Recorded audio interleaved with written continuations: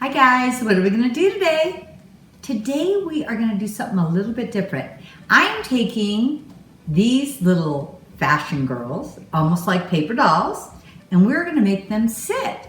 So they're going to be sitting pretty. So you could use this as a decoration. You could put it on a cup with a name on it for name place settings. How about for a party?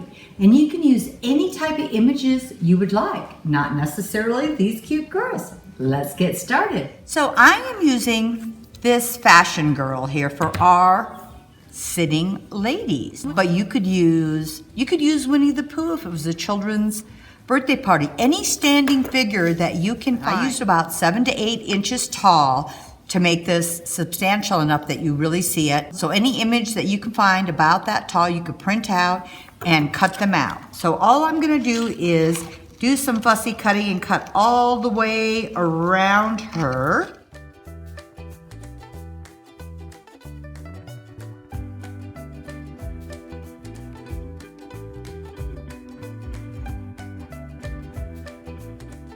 So for these inside spots, I found it was really much easier just to take my self-healing mat and my X-Acto and just cut some of these little pieces out.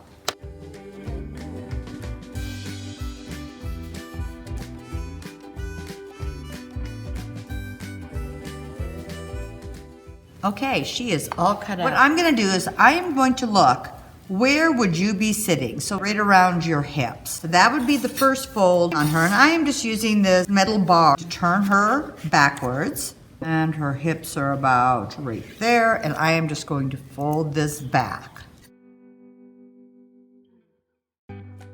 And then you're gonna guess about where her knees are, or his knees, or whatever it is you're using, and fold that down. And we have this cute piece like this. Okay.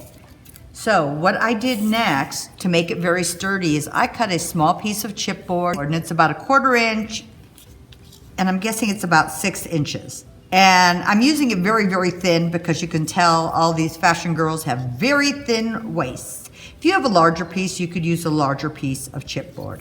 And what I'm gonna do is use double stick tape, keep her standing nice and tall. And this will also give some stability to the 2 folds. So this piece of chipboard will cover through all of the folds and go up to keep it stable at the top also and at the bottom.